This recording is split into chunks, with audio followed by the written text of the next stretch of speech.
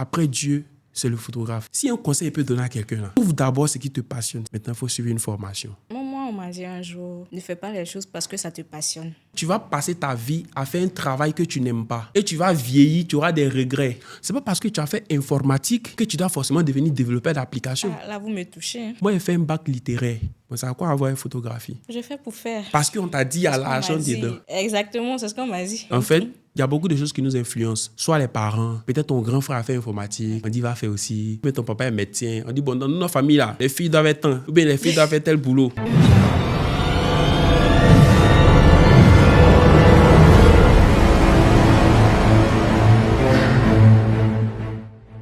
Coucou, j'espère que vous allez bien. Moi, ça va. Je suis Aïcha Sidibé et bienvenue dans Parcours et Réalité. Ici, on invite des personnes qui sont déjà bien installées dans leur parcours pour qu'elles nous racontent tout ce que l'école ne nous a pas dit. Et oui, que tu sois intéressé par l'informatique, la médecine ou autre, ce podcast est pour toi.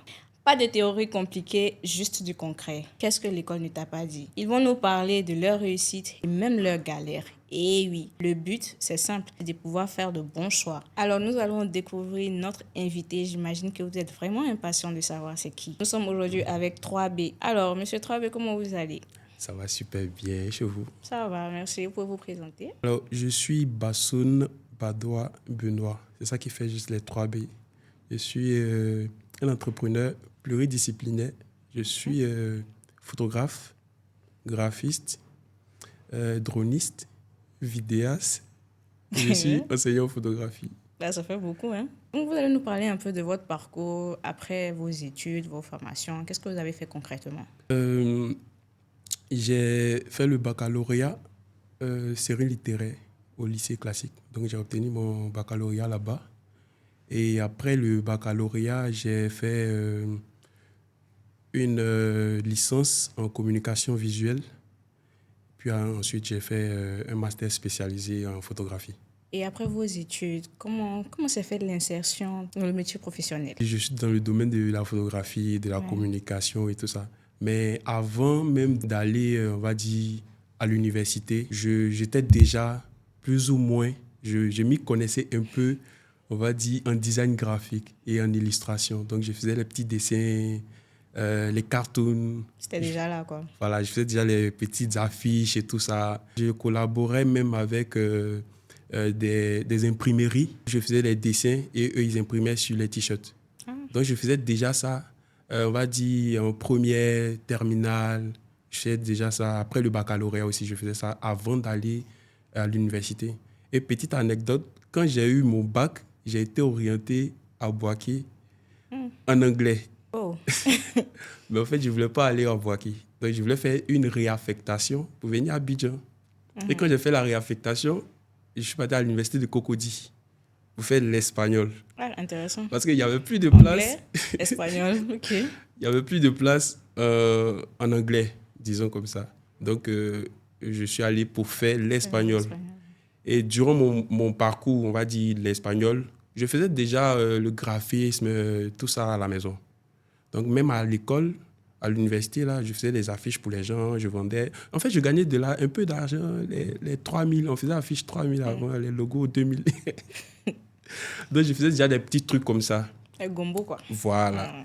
Maintenant, je vois que en fait, c'est ça qui me passionne beaucoup. Mais je faisais l'espagnol, ça me plaisait quand même aussi. J'ai fait 2 ans d'espagnol. Après, au niveau des papiers, la réaffectation, c'était pas trop ça. Quand tu fais les compos, ton nom n'est pas affiché.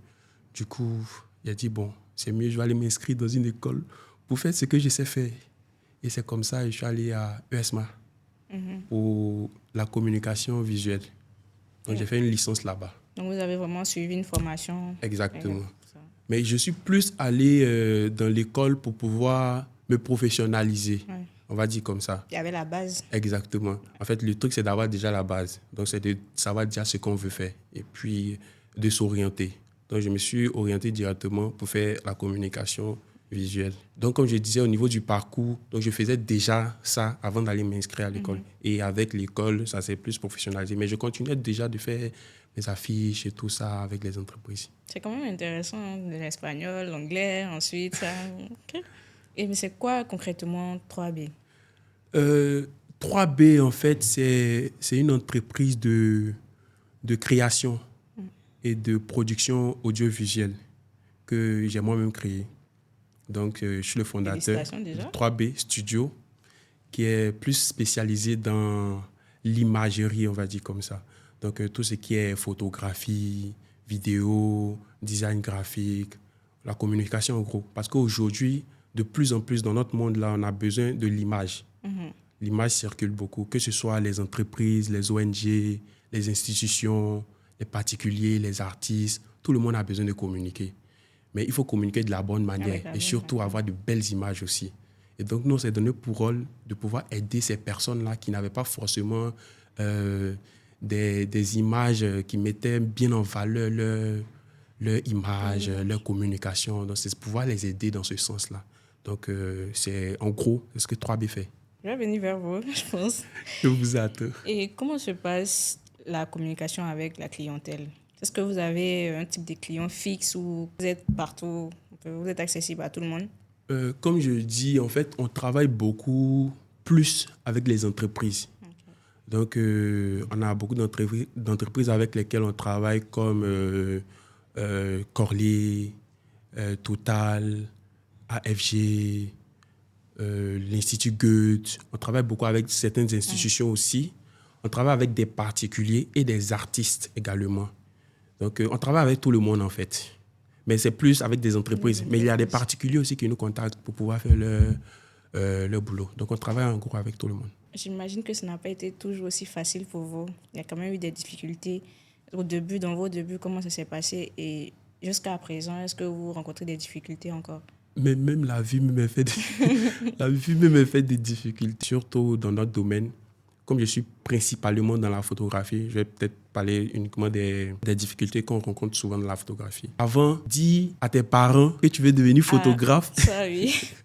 Donc, tu imagines un peu l'image que les gens avaient de ce métier-là. C'était très compliqué. Donc, mais bon, même si nous, on n'a pas connu véritablement ça, mais il y avait déjà l'image que les gens avaient du photographe qui n'était pas à son avantage. Mais je pense que c'est des choses qui ont changé. Et il y a une autre difficulté vraiment majeure, c'est l'accès à la formation. Pour quelqu'un qui veut se lancer dans le domaine de la photographie, c'est très compliqué parce que la plupart du temps, le gars, il s'élève, il achète son appareil photo, il commence à faire des photos. Il n'a pas une formation de base, il n'a pas les bases même du métier. Donc, c'est un peu compliqué. Donc, l'accès à la formation est très compliqué, les écoles coûtent cher. Et il n'y a pas vraiment d'école spécialisée dans la photographie. Exactement. Quelqu'un qui veut faire de la photographie, soit il va s'inscrire dans une école de communication pour apprendre un peu de tout. Il va faire de la vidéo, motion design, 3D. Alors que lui, c'est juste la photo. Bon, moi, je suis venu m'inscrire dans une école, je vais devenir photographe. Il est venu faire motion design, il veut faire 3D, ça ne m'intéresse pas. Donc, ça fait que c'est très compliqué. Surtout que les écoles aussi coûtent cher. Donc, ça fait que le gars... Bon, il a acheté son matériel directement, il fait son truc. Donc, je pense que ça aussi, c'est une difficulté. Et il y a une autre difficulté également que tout le monde rencontre, même quand on est expert même, c'est l'accès au matériel. Comme nous, on le dit dans notre jargon, le matos. C'est très compliqué d'avoir le matériel pour le travail. Les caméras, les objectifs, les lumières, les micros même, tout coûte cher. Tout coûte cher. Et comme il y a quelqu'un qui le disait souvent... Si tu es pauvre, il ne faut pas faire photographie. C'est très compliqué. Est-ce que n'importe qui aujourd'hui peut se lever pour dire bon, moi je veux faire la photo, il achète son appareil et puis bon, on y va quand on se lance dedans comme ça? N'importe qui peut faire de la photographie. On peut dire sans formation? Non, n'importe qui ne peut pas faire de la photographie. La base déjà, dans n'importe quel métier, la base c'est d'aimer.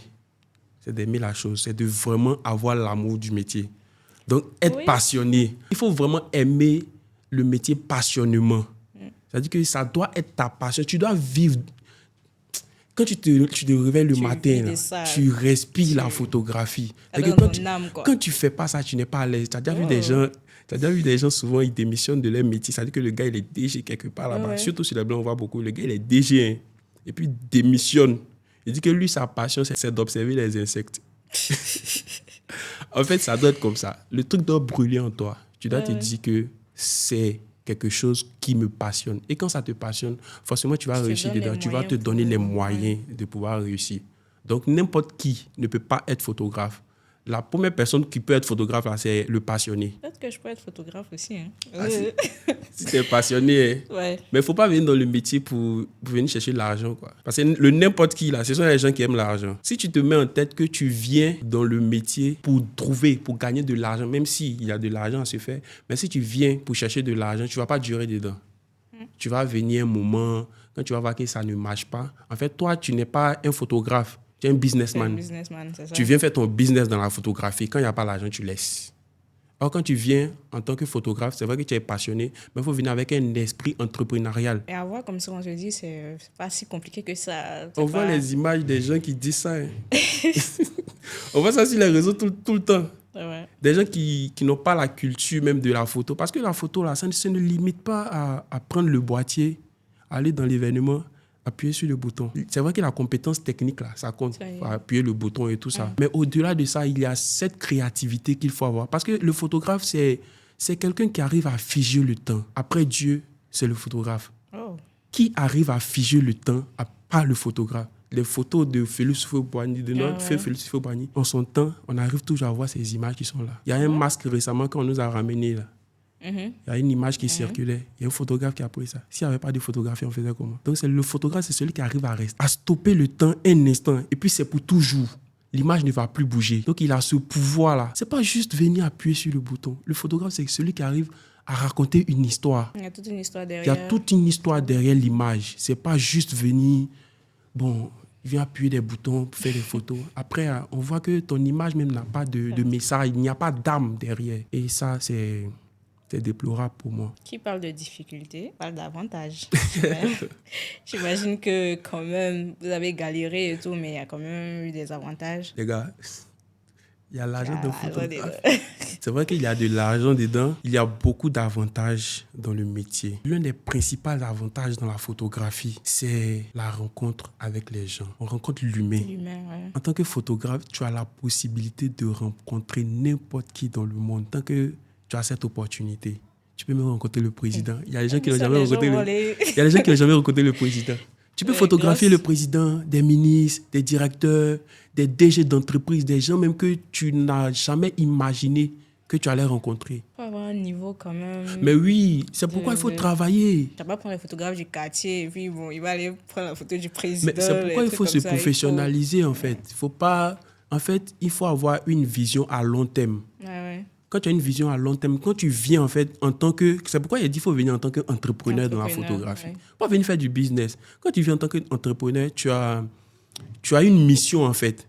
Tu te projettes, tu te donnes les moyens de pouvoir réaliser tes objectifs. Il y a plusieurs types de photographies d'ailleurs. Par exemple, le photographe sportif.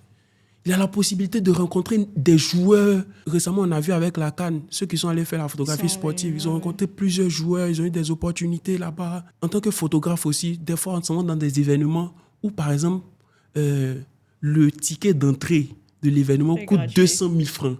Mais imagine, en tant que photographe, tu t'en vas, tu ne payes pas de 1. Tu vas assister à l'événement.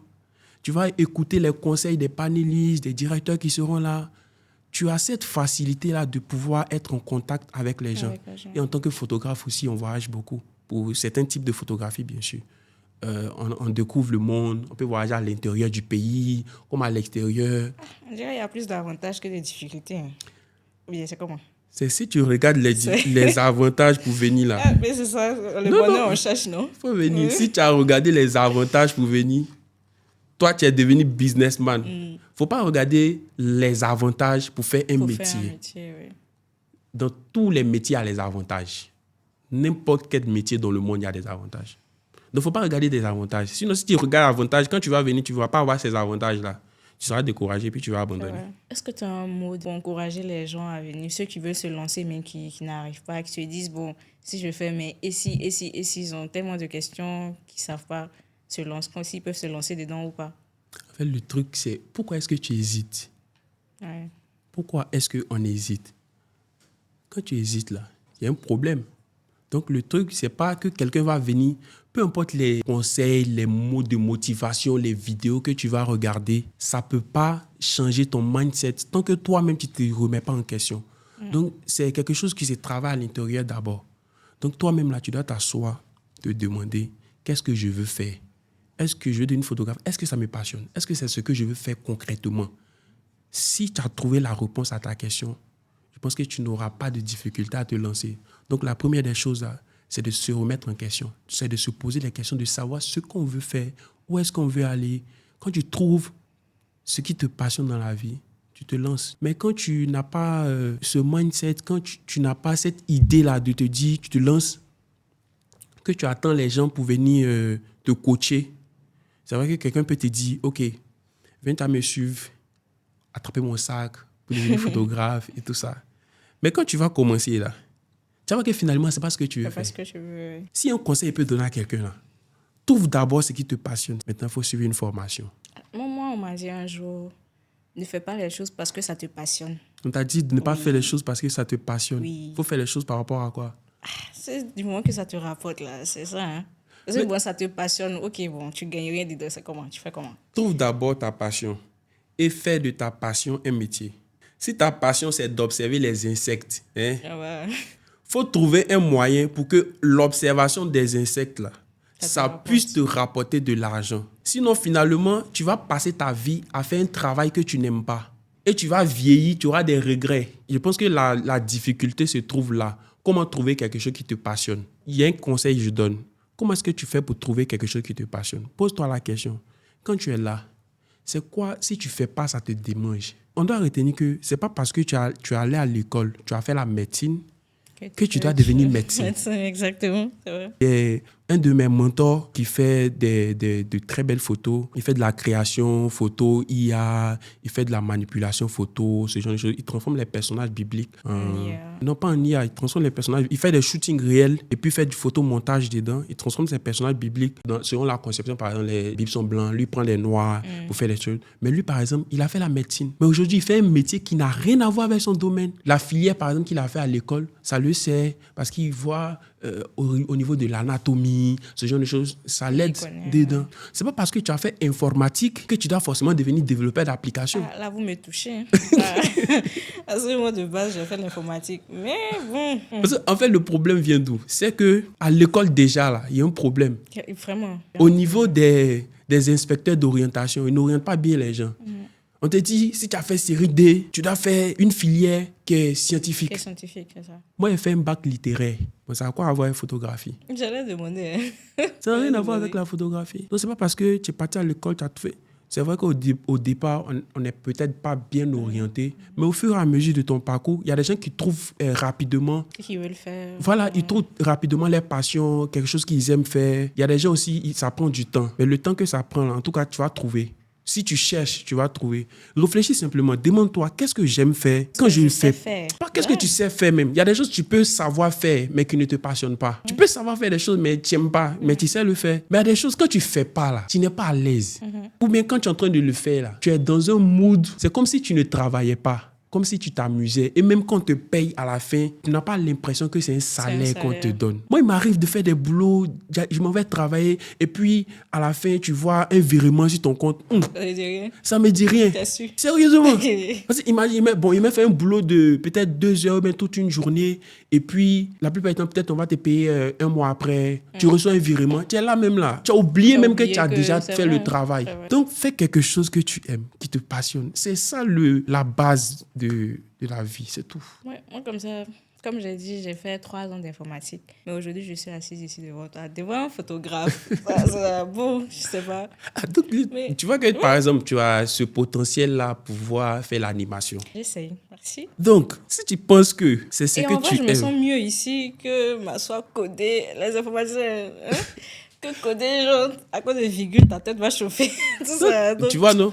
Ouais, pourtant, il y a des gens qui font informatique, eux là. Ils se sentent bien. Ils sont trop à l'aise à taper des codes, à chercher les points, des virgules partout. Mais toi, tu n'es pas à l'aise dans ça. Tu fais ça pourquoi? Je fais pour faire. Parce qu'on t'a dit, il y a l'argent dedans. Exactement, c'est ce qu'on m'a dit. Il n'y a pas trop de femmes, ça paye bien, comme ci, comme ça, donc on va faire. Des fois, là, en fait, il y a beaucoup de choses qui nous influencent. Soit les parents, peut-être ton grand frère a fait informatique, on dit va faire aussi. Ou bien ton papa est médecin. On dit, bon, dans notre famille, là, les filles doivent être... Les filles doivent travailler dans la médecine. Ou bien les filles doivent faire tel boulot. Par contre, il n'y a pas d'informaticiens chez nous. Tous, ils sont médecins. Mais comme ils ont dit, il n'y a pas de... On dit, il y a l'argent ils connaissent, je peux dire pratiquement rien en informatique. Mais on entend, il y a l'argent. Il y a l'argent Il y a dedans. moins de femmes là-bas. Non, tout mais ça c'est vrai là, qu'il y a donc, l'argent dedans, mais tu peux aller le faire, mais ça te plaît il y a pas. l'argent, mais c'est pas ce que... T'as pas envie de le Ouais, faire. je peux pas aller loin. Donc, Ils vont voir ça. si c'est la communication qui t'intéresse, et vu que tu as trouvé ta passion maintenant, c'est Dans une simple. zone de confort, quoi. C'est simple. Fais-toi former dans ce domaine maintenant. Parce qu'une chose est de trouver ce qui te passionne, ce qui te plaît. Mais une autre chose aussi, c'est de se former. C'est d'être professionnel. Il faut se professionnaliser. Parce que si tu ne t'es pas professionnalisé, que tu es là, c'est là que tu vas finir comme, on dit, photographe de quartier. Là. Parce que tu n'as pas pensé à long terme. Parce que tu as commencé à faire les petits mariages, je te donne 20 000 francs. Mais Tu te contentes de ça. De là, comme on dit, les photographes du quartier, ils vont faire dans les mariages, les anniversaires.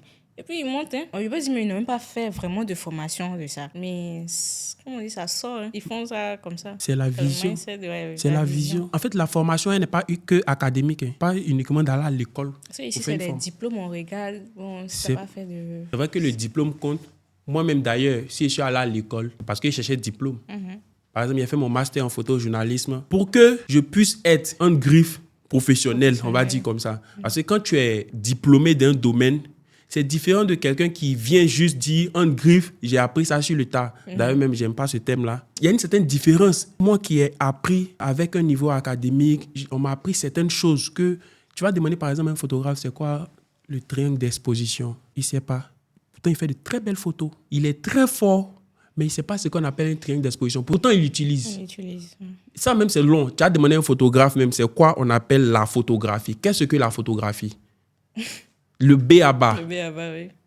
Mais il ne connaît pas. Pourquoi? Parce qu'il a négligé la théorie. Or, la théorie, là, ça s'apprend à l'école.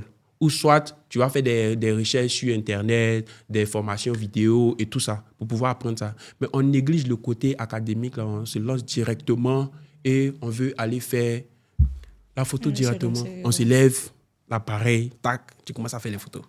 Mais sinon, quels sont les risques? J'imagine qu'il y a forcément des risques dans la photographie ou comme tout autre métier. Forcément, dans n'importe quel métier, il y a des risques. La vie même est un risque d'ailleurs. Du moment que tu es né là, il y a des risques partout. Donc, il y a aussi des risques dans le métier de la photographie. Je pense qu'il y a un risque que beaucoup négligent. Souvent, je pense que ça arrive à beaucoup. Et quand ça arrive vraiment, tu peux en mourir. C'est arrivé là-bas. Imagine, tu as pris ton matériel, tu es allé à un événement, tu es allé faire des photos. À ton retour, tu as pris le taxi. Tu as oublié ton matériel dans le taxi. Tu es descendu, tu es allé à la maison. Le taxi est parti. Tu n'as pas son numéro. Tu fais comment? Ça, tu peux mourir. C'est vrai, hein? Donc, il y a des risques d'oubli de matériel. On peut te voler facilement.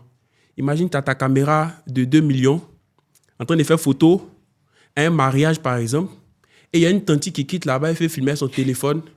Et dans l'affaire de vouloir filmer ce que toi, tu es en train de photographier, en train de filmer, elle t'a bousculé, ton appareil est tombé. Elle va dire quoi? Pardon. Donc, ça, c'est très gros risque. Il arrive même qu'il y a des gens qui ouvrent des studios photos et on vient, braquage. On vole tout ce qui est dans le studio. Mais après, je pense qu'il faut faire beaucoup attention. Quand, par exemple, tu t'en vas à un événement, il faut être avec ton assistant, par exemple, qui fait des checks du matériel. Quand tu veux emprunter, par exemple. Organisé. Voilà, il faut être vraiment organisé. Si tu as un studio, il faut avoir des caméras de surveillance, ce genre de choses. Quand tu veux prendre un taxi, le mieux sera de prendre un VTC, par exemple. Au moins, tu peux retracer. C'est un petit truc comme cela qu'il faut vraiment prendre en compte pour pouvoir limiter. On ne peut pas éviter les risques, mais au moins on peut essayer de limiter un peu.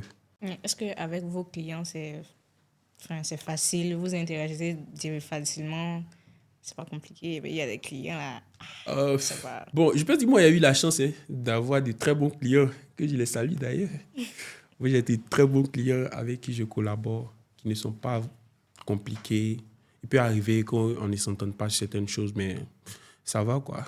Bon, il y a des gens qui peuvent te contacter qui ne sont pas forcément des clients qui te contactent. Et puis, avec eux, c'est un peu plus différent. Mais sinon, dans l'ensemble, ça va, quoi.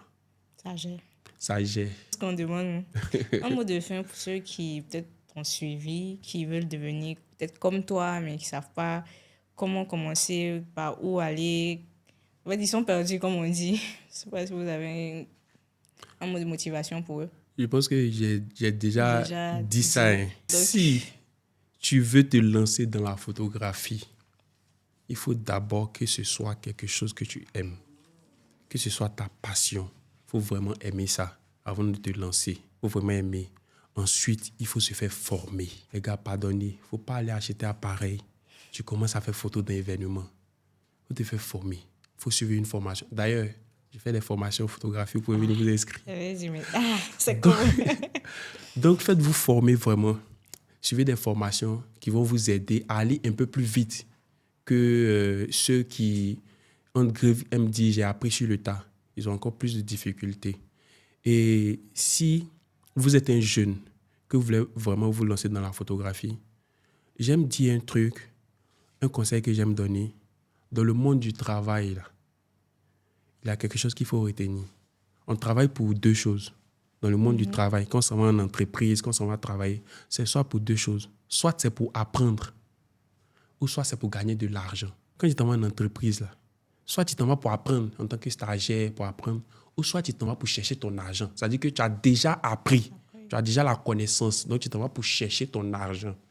Donc si tu t'en vas en entreprise, que tu ne gagnes rien, que tu n'apprends rien, tu dois démissionner. Mais oui, mais si tu t'en vas en entreprise, que tu ne gagnes pas de l'argent, on ne te paye pas, mais que tu apprends, parce que la connaissance, ce que tu vas apprendre là-bas, là, ça va te servir demain. Donc, si tu apprends quand on ne te paye pas, au moins, si les connaissances qu'on te donne, tu penses que ça peut t'aider demain, il faut continuer. Mais si tu penses que tu t'en vas travailler, tu as déjà la connaissance, que tu gagnes de l'argent, il n'y a pas de problème. Même si on ne t'apprend rien, au moins tu gagnes ton argent. Mais tu as déjà la connaissance. Mais si tu ne gagnes pas de l'argent, on ne t'apprend rien, il faut démissionner. Et puis ceux qui veulent prendre nos sacs, souvent, là. Bon, imagine un instant, je fais une formation avec 100 personnes. Les 100 personnes ne peuvent pas prendre mon sac. Donc, faites-vous former. Mais au-delà de la formation, quand vous venez, par exemple, dire que vous voulez être assistant, là, ne mettez pas en tête que dès que vous allez venir derrière moi pour attraper mon sac, il va commencer à vous payer en même temps. Parce que vous n'avez pas encore les compétences. Bon, moi, je gagne quoi à te payer? Tu ne m'apportes pas grand-chose. Ouais. Donc, il faut te mettre en tête que tu viens pour apprendre. Mais du moment que tu commences à avoir les compétences, c'est sûr que si c'est moi qui t'ai formé, et je sais que tu commences à avoir les compétences là, pour ne pas que tu ailles ailleurs, je vais commencer à te donner l'argent pour que tu puisses rester.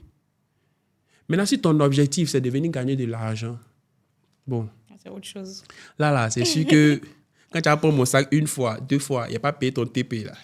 Tu as fui. Non, moi, c'est vous qui devez payer pour qu'on puisse vous former. Mais on dit, venez vous faire former encore, vous venez qu'on vous paye pour ça.